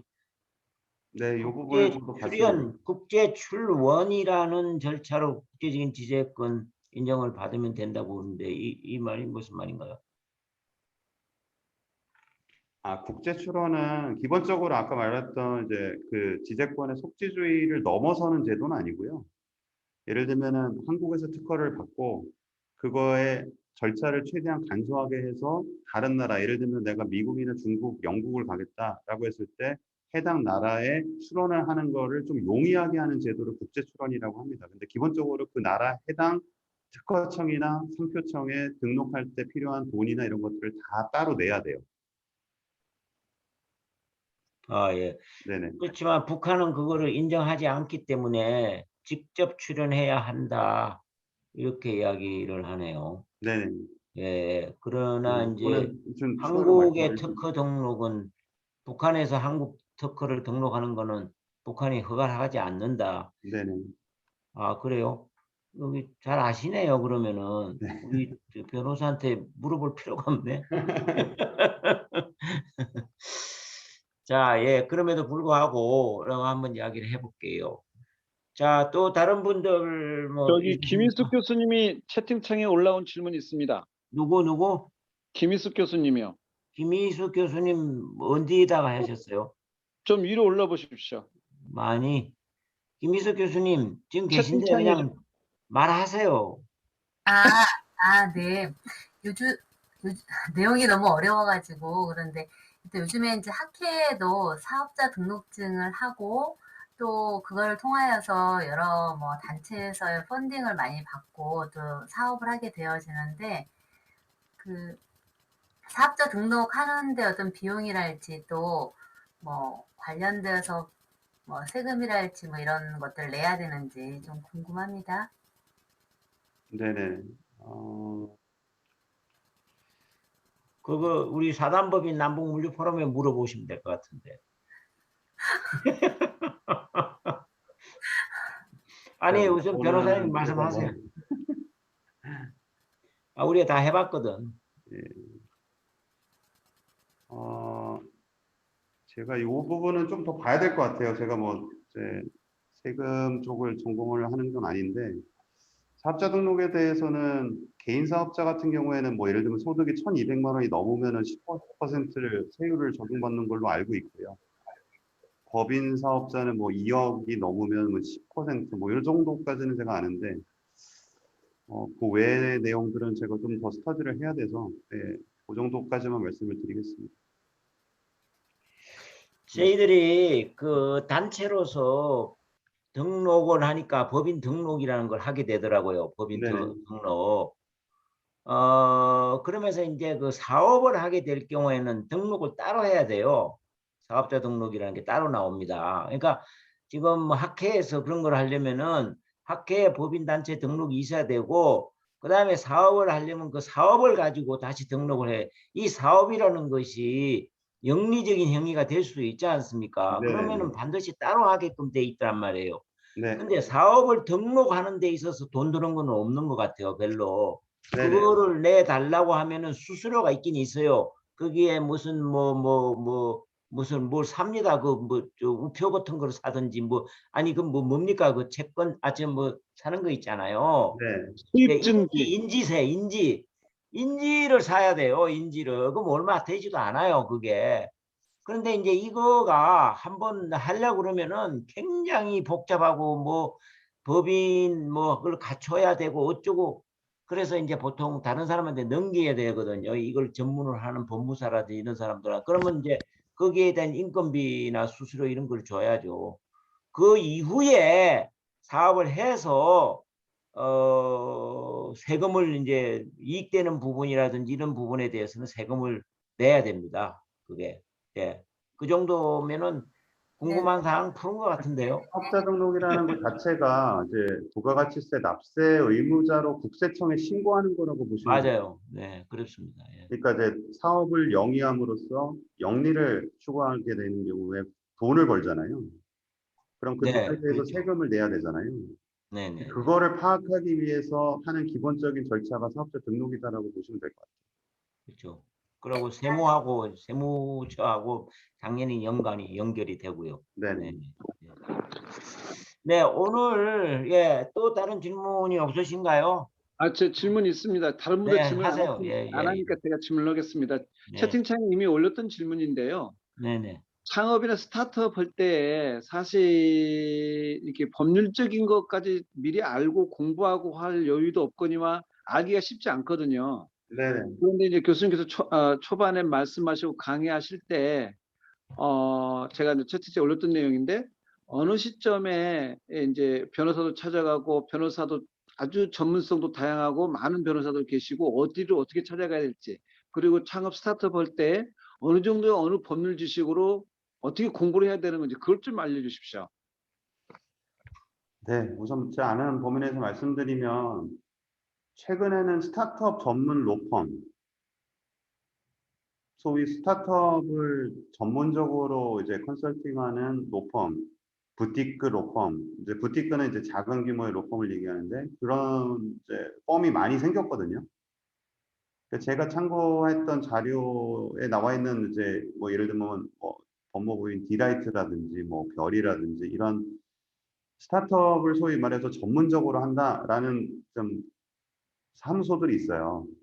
이제 그런 데에 우선 기본적인 기초 상담은 무료로 받으실 수 있으세요. 예.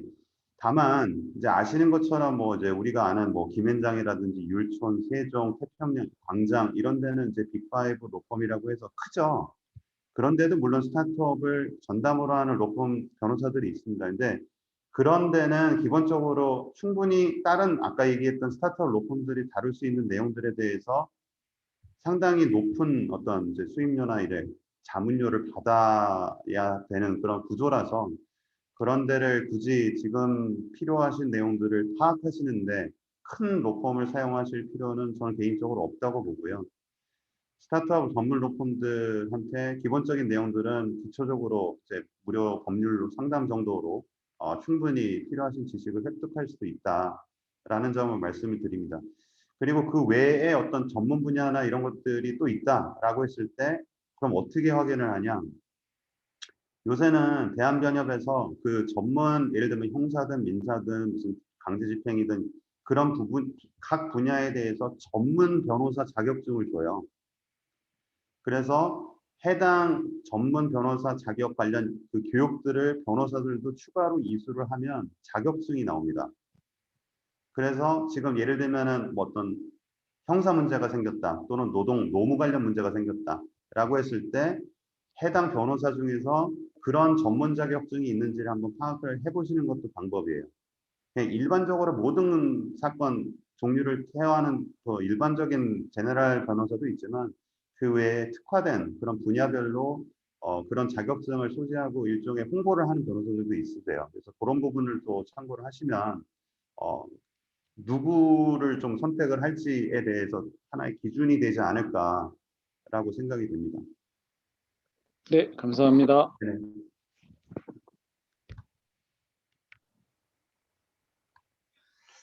네, 오늘 어떻게 들으셨습니까, 여러분들? 많은 도움이 되었을 거라고 생각이 들고, 이 사업체 하나를 꾸려간다는 게 법적으로도 그렇게 간단한 일이 아닌 것 같아요.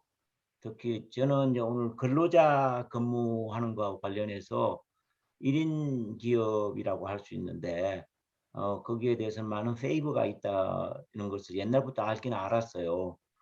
근데 오늘 좀 더 똑바로 알게 되었고, 그런 거가 저도 이제 물어보면은 어떻게 계약을 하느냐에 따라서 많이 달라질 수 있다.